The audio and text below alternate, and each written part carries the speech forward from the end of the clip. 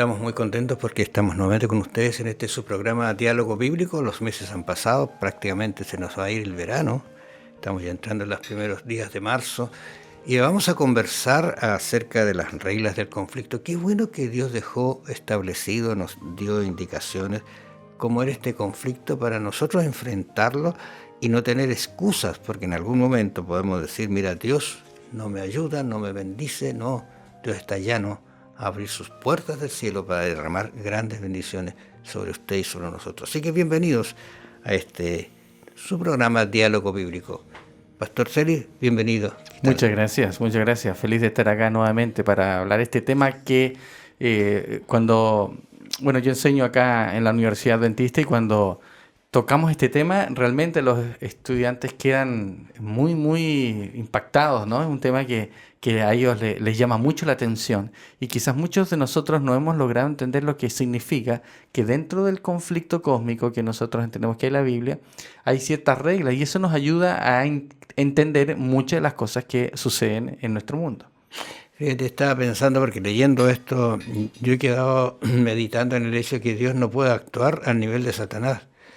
Y él se autoinfringe ciertas leyes, ¿no es cierto?, para poder defendernos. Él no puede mentir, Dios no dice que no miente, pero es todopoderoso. ¿Por qué no podría mentir?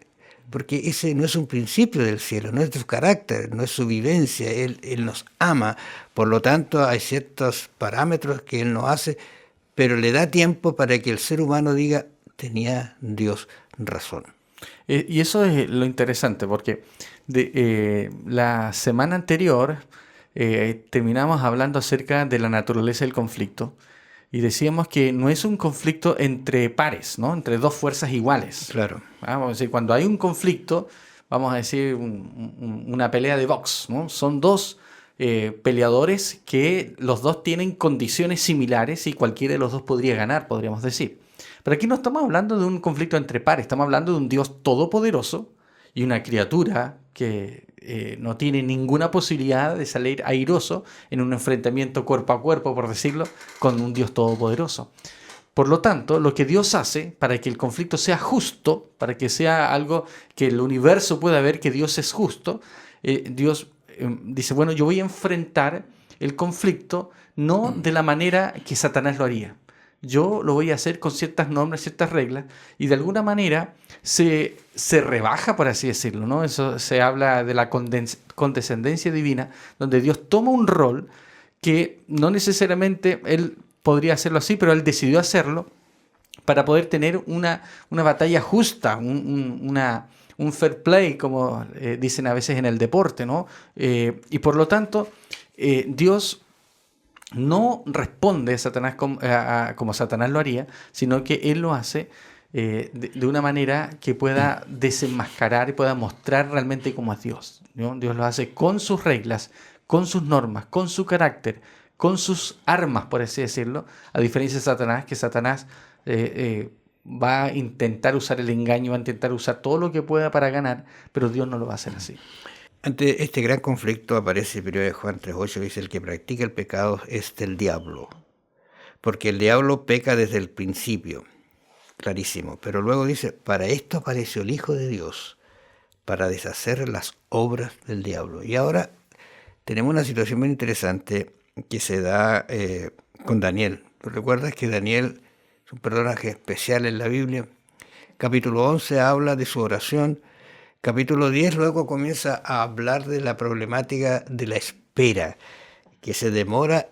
Daniel está orando fervientemente y no aparece una respuesta. ¿Por qué no aparece la respuesta? Interesante lo que dice Daniel en ese sentido, porque dice que Daniel 10 habla, dice, en el año tercero, da algunas indicaciones interesantes también para colocarlo en la historia, hechos reales. Dice Beltasar, voy a leer el versículo 2. En aquellos días yo, Daniel, estuve afligido por espacio de 3 semanas. Clave las 3 semanas. No comí manjar delicado, ni entró en mí carne, ni vino, nada. Y el día 24 del mes primero estaba yo en la orilla del río Hiddekel. ¿Cuál es el relato? Allí aparece un ángel. Y yo lo resumo porque quizás yo le invito a que usted, amable oyente, lea estos textos con tranquilidad y en este entorno del gran conflicto, y vea que Daniel, el ángel le dice, mira, y aquí una expresión muy linda, tú eres muy amado. O sea, Dios me envió porque te ama, te quiere, te estima, te ha visto cómo sufres, te ha visto cómo eres. Mira, estás esclavo, pero mira, te está dando todos los privilegios y ahora te vengo a revelar lo que tú quieres saber. Mira qué hermoso esto. Interesante que se recalca que tan pronto Daniel comenzó a orar, se le quiso dar la respuesta. Sin embargo, la respuesta que Dios le dio, Dios quería atender la necesidad y el pedido de Daniel. Uh-huh. Sin embargo, algo impedía que eso ocurriera. Dice el versículo 12, Daniel, no temas porque desde el primer día que dispusiste tu corazón a entender y a humillarte en la presencia de Dios fueron oídas tus palabras y a causa de tu palabra yo he venido. Pero, versículo 13, más el príncipe del reino de Persia se me opuso durante 21 días. Y esto es el tema. ¿Cómo? Dios dio la orden, ya, respóndale la oración a Daniel. Y viene Gabriel, ¿no es cierto? Que después vemos que es Gabriel el que está hablando con Daniel. Y dice, se lo manda para que cumpla, pero le salió gente al camino, como claro, a veces decimos. Claro. Y en este caso es un príncipe de Persia. Los eruditos están de acuerdo que se está refiriendo a un ser espiritual, por lo tanto vamos a decir un ángel malo, un demonio, que se lo puso a Gabriel y que ese demonio, digamos, influía en el príncipe de Persia. Y eso nos lleva a recordar lo que hemos dicho de que aparentemente Satanás opera y trabaja a través de las divinidades y las autoridades de las naciones para poder cumplir sus propósitos. Satanás tiene toda una organización, por así decirlo, para poder mantener este mundo, esta tierra, bajo su dominio. Entonces, cuando Gabriel entra en esta esfera de dominio de Satanás, este demonio, digamos, este príncipe de Persia, intenta impedir que Gabriel cumple este propósito. Entonces dice que por 21 días estuvo impedido Gabriel de poder cumplir el propósito de Dios. Y Daniel seguía orando, Señor, ¿por qué no me escuchas? ¿No? Y había una situación tras bambalinas que él desconocía, que aunque Dios ya había respondido a su oración, todavía no le podía llegar la respuesta debido a este conflicto que había entre fuerzas espirituales. Dice que gracias a Miguel, uno de los principales príncipes, que le vino a ayudar, él pudo zafarse, digamos, y quedó allí con los días de Persia y ahora había llegado finalmente donde Daniel para poder hacerle saber lo que Daniel estaba solicitando, lo que Daniel había pedido. Entonces, vemos que hay cosas que Dios quiere hacer, pero que debido al gran conflicto no las puede ejecutar como Él quisiera. Y aquí volvemos a un tema que hablamos hace un par de semanas, que no todo lo que sucede en esta tierra es porque Dios ha determinado y ha querido que fuese así. Muchas de las cosas que suceden es porque Dios ha decidido dar espacio para la libertad de la criatura. Y por lo tanto hay criaturas que se oponen a la voluntad de Dios. Y de eso se trata el conflicto, que hay una oposición en este mundo respecto a lo que Dios quiere hacer, y allí es donde muchas cosas que suceden no siempre están de acuerdo a lo que Dios hubiese querido de manera ideal, de manera original. Lo interesante es que el versículo 14 dice, ha venido para hacerte saber lo que ha de venir a tu pueblo. O sea, y aquí comienza la respuesta, dice, en los postreros días, porque la visión es para esos días. Lo interesante es que quizás algunas de nuestras oraciones se van a demorar 21 días en la respuesta, pero no es porque Dios no me esté contestando, sino porque Dios está esperando solucionar otras situaciones para que la respuesta sea realmente válida.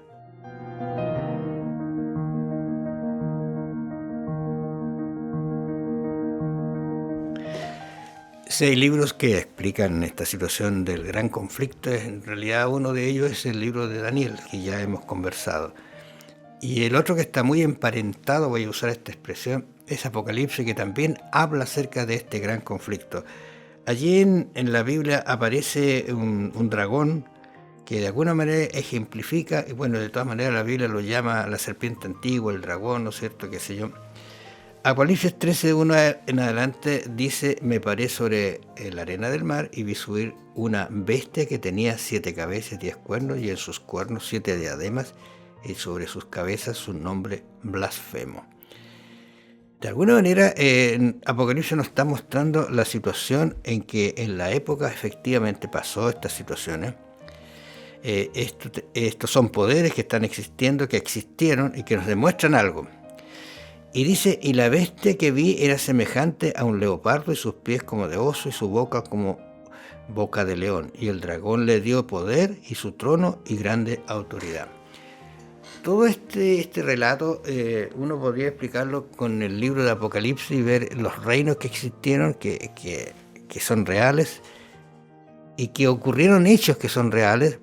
Y esto es lo grandioso de la Biblia, porque nos muestran situaciones, pero que sucedieron efectivamente en un tiempo determinado. Incluso la Biblia le da tiempo tan exacto como 42 semanas, 42 meses, ¿no es cierto?, que son igual que 1260 días que en otros lugares se especifica.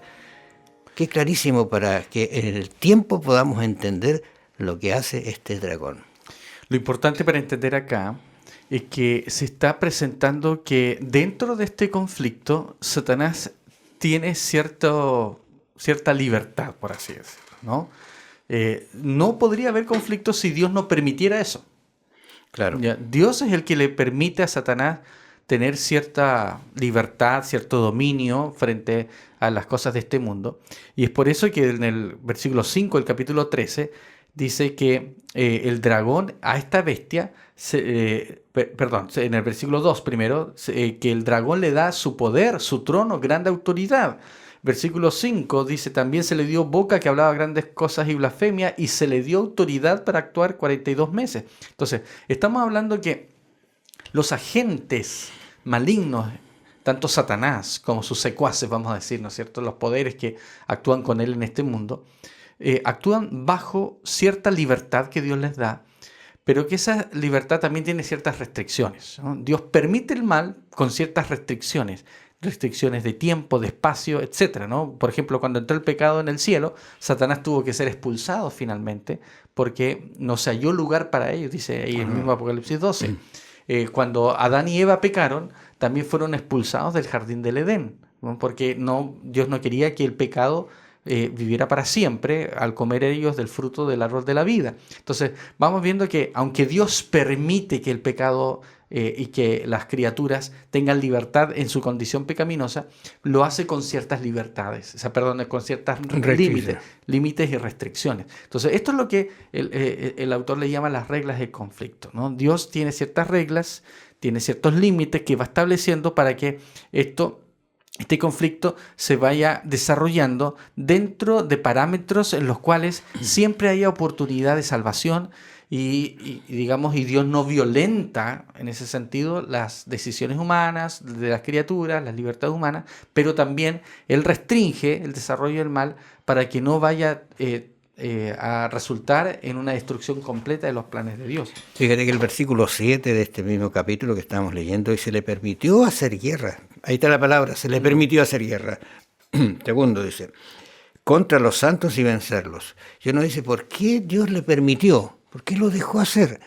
Ahora, ¿cómo habríamos sabido nosotros el resultado si Dios no lo permite con esas reglas que le pone? Y de hecho, cuando uno mira lo que sucedió más adelante, ¿no es cierto?, se da cuenta que efectivamente Satanás se ensañó por ese periodo establecido con los hijos de Dios, los persiguió, casi los extermina.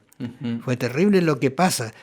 Eso es como develar realmente qué hay detrás de este Satanás que está tratando de destruir no solamente a Cristo cuando fue en el Calvario, sino también a los hijos de Dios que le siguen. La buena noticia, y que quizás es un adelanto, ¿no?, un spoiler, vamos a decir, de la lección de la próxima semana, es que Satanás ya está derrotado. Y que ahora lo que él está queriendo hacer, está dando manotazos de ahogado, como se dice a veces.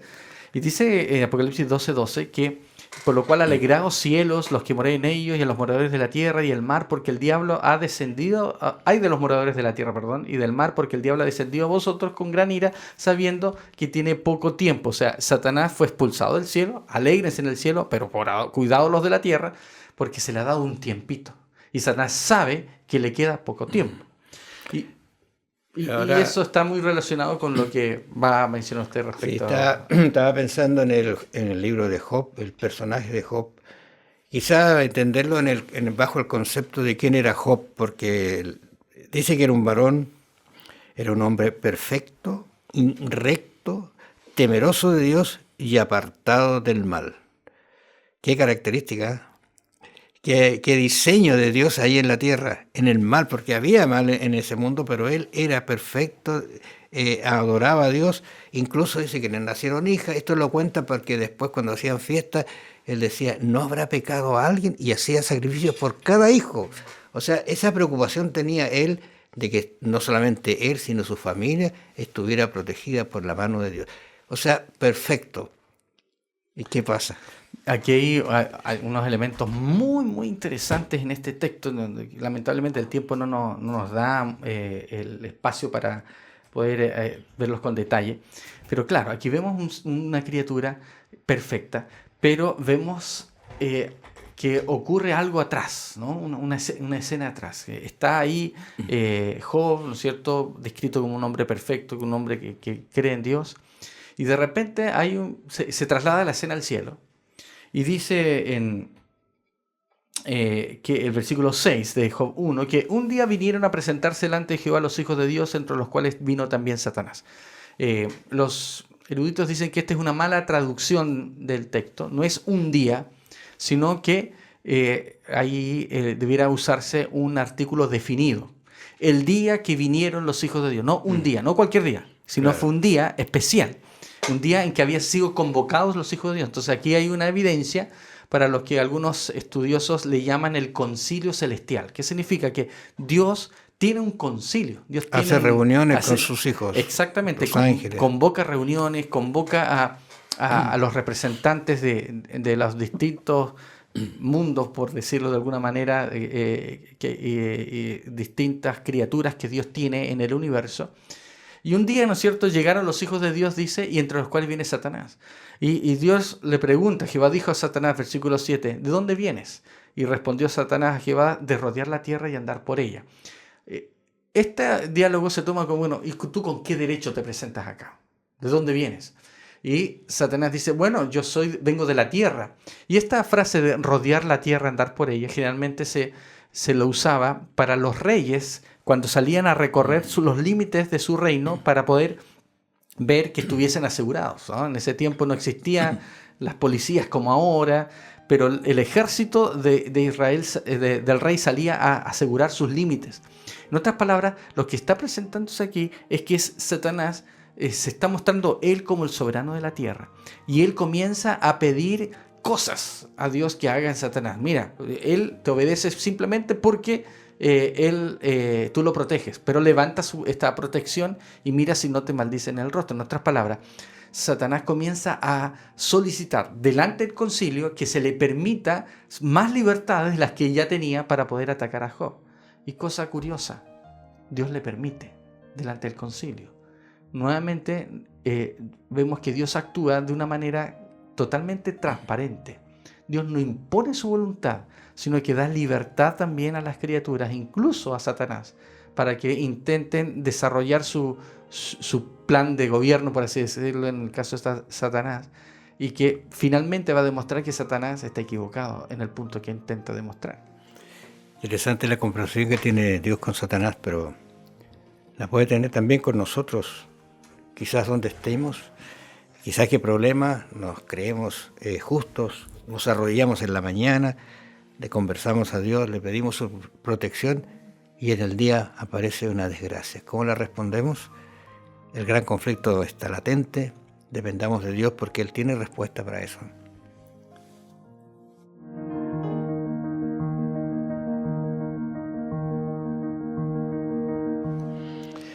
Hemos conversado acerca de las reglas que Dios tiene en este gran conflicto. Él las ha colocado, da de improviso a la vista de nosotros como demasiados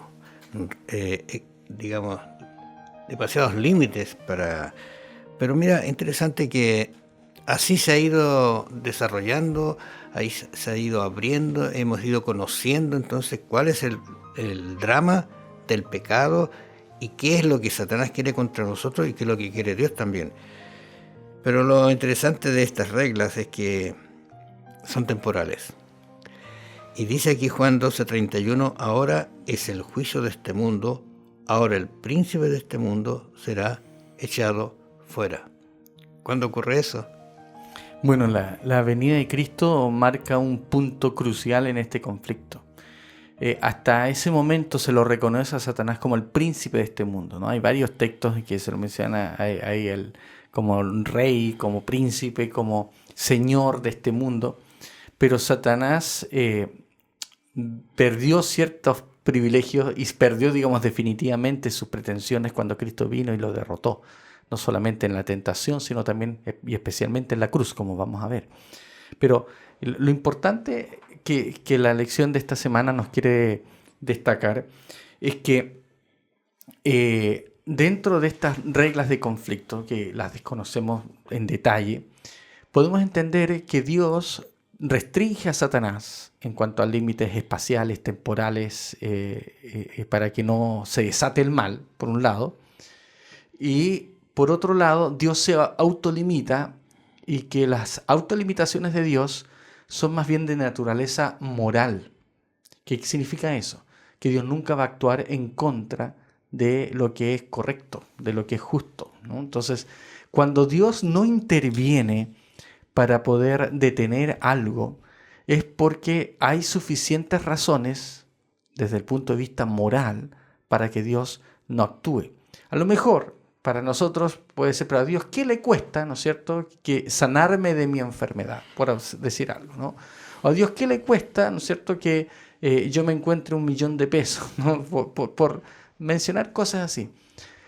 Cuando Dios no responde ciertas cosas que nosotros quisiésemos, es porque hay ciertos límites en las acciones que Dios se ha autoimpuesto en sus acciones, que tienen que ver con que Dios nunca va a hacer algo que puede parecer bueno para nosotros, pero puede ser malo para otras personas. Claro. Por lo tanto, hay restricciones morales que Dios se ha impuesto y que nosotros no podemos ver. La lección nos muestra al menos dos tipos de reglas que existen en este conflicto, ¿no? Primero, que tiene que ver con la concesión del libre albedrío. Dios va a dejar que las personas puedan actuar libremente. Y en segundo lugar, las reglas del pacto menciona, ¿no? Que no las sabemos con detalle. Uno podría quizás tratar de esbozar y que tienen que ver, ¿no es cierto?, con que Dios se restringe a sus leyes morales, que son las que regulan el pacto, que Dios se restringe también en ciertos aspectos para que Satanás pueda tener cierto espacio dentro de su actividad, pero que también Dios restringe a Satanás a fin de que nunca se destruyan del todo los planes de Dios. Nosotros podríamos decir que la destrucción del mundo antediluviano con el diluvio, la destrucción de Sodoma y Gomorra, la destrucción de las naciones cananeas, todas tenían que ver con ciertas acciones divinas que tienen que ver con poder mantener viva la oportunidad de salvación para sus criaturas. Son expresiones incluso del amor de Dios. Entonces, no conocemos todas las reglas, pero sí podemos decir que lo que Dios hace siempre va a estar sustentado en los principios morales con los cuales Él gobierna el universo. Y Él tiene un plan para salvarnos, y hacia allá va a apuntar siempre lo que Él hace y lo que Él permite. No hablaré mucho con vosotros, dice, porque viene el príncipe, y aquí usa la palabra Cristo mismo, viene el príncipe de este mundo, y Él nada tiene en mí. Interesante esas expresiones de Jesús.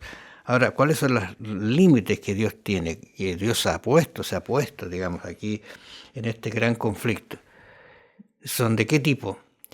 Siempre pensando, y yo digo eso hay que tenerlo en cuenta, siempre pensando en el amor de Dios y en la salvación de las personas. Por eso es que a veces las respuestas que uno dice que encuentra no son las que a veces nosotros tenemos. No nos responde Dios como queremos, como lo hizo con Daniel, como lo hizo con Job. A Job nunca le respondió, pero yo creo que en el cielo se va a encontrar Job con Dios y van a conversar largamente acerca de la problemática. Pero cuando uno termina el libro de Job, dice cómo Dios lo bendijo después, ¿te fijas? O sea, hay una recompensa para los que son realmente fieles a Dios. Cuando hablamos de estas reglas y límites que Dios pone, Es importante recordar que finalmente Dios lo hace dentro de este marco moral que estamos hablando, que es su ley moral, su carácter, y que finalmente Dios establece ciertas reglas para que ciertas cosas sucedan. Algunas personas cuestionan, por ejemplo, que tengamos que orar a Dios para que haga ciertas cosas. ¿Por qué Dios no hace las cosas simplemente porque Él tiene el poder para hacerlo? ¿Por qué tengo que orar y pedirle que me sane? ¿Por qué tengo que pedir y orar? Él lo sabe. Y si Dios ya lo sabe todo. Porque, una de las respuestas que podemos dar, porque es parte de las reglas. Dios, dentro del universo, tiene que mostrar transparencia en todo, y Dios no quiere violar las conciencias de nadie, no quiere ir contra el libre albedrío de nadie. Entonces, Dios no puede intervenir en mi vida si yo no le doy permiso para hacerlo, si yo no lo pido que el Señor, por favor, actúe en mi vida. Aún así, entonces, hay elementos que tienen que ver con que hay ciertas reglas para que Dios pueda actuar en mi vida, pero también hay ciertas reglas que no solamente tienen que ver conmigo, sino que tienen que ver con otras personas. Entonces, no por hacerme el bien a mí, le va a hacer el mal a otra persona. Entonces, tienen que conjugarse varias cosas para que finalmente Dios pueda actuar como Él quisiera hacer. Porque Él se ha restringido en su actuar, ha restringido su poder, ha restringido su influencia, a fin de que todo lo que Él haga pueda ser considerado justo. ¿Por qué? Porque Dios está buscando una transparencia total. Es interesante que Dios finalmente lo que busca es que todo el universo pueda darse cuenta que lo que Él está haciendo es lo correcto, es lo justo, y que Satanás debe ser rechazado. Entonces, todas estas normas, estos límites que nos pueden parecer un poquito difíciles de entender a veces, o estas restricciones que Dios le ha puesto a su propio poder, a su propia influencia, tienen que ser contrarrestadas con que Dios también le ha puesto límites a Satanás, ¿no? Dios sabe que finalmente Él va a triunfar, pero no va a triunfar de cualquier manera. Él va a triunfar de la manera que es justa, de la manera que es correcta, dando oportunidades a todos para que puedan salvarse y dejando también cierto espacio para la libertad, para la acción individual, la cual nos puede llevar a la destrucción, y suceden cosas horribles que nosotros quisiésemos que no sucedan, y que a veces decimos, ¿por qué Dios las permite? Y la única respuesta que podemos tener es porque Dios ha dado espacio para el libre albedrío, y finalmente es necesario que sea del todo evidente a todo el universo de que el mal es malo y que el bien es bueno, ¿no? Que Dios tiene buenos propósitos para nosotros. Nosotros tenemos que entender que los ángeles, que son poderosos, creados por Dios, no tienen las características de Dios, así que ellos también tienen que conocer estos propósitos y estos planes. Fíjate que Marcos 6:5, y no pudo hacer allí ningún milagro, salvo que sanó a unos pocos enfermos, poniendo sobre ellos las manos. ¿Qué limitancia había si Dios lo podía hacer? ¿Te fijas? ¿Qué es lo que había en el entorno, en el contexto? Gente incrédula, quería fiesta, digamos, para verlo cómo hacía las cosas. O sea, no había un genuino arrepentimiento. Yo no sé si usted está orando por un pedido especial, o lo tiene por años, no lo sé. Pero Dios, en sus reglas, quizás está esperando el momento para responderle a usted. Y quizás la respuesta incluso no la va a recibir aquí en la tierra, la va a tener después. Confía en Él, porque de Él solo emana amor, bondad y justicia. Que el Señor los bendiga y los acompañe, y vamos a encontrarnos la próxima semana.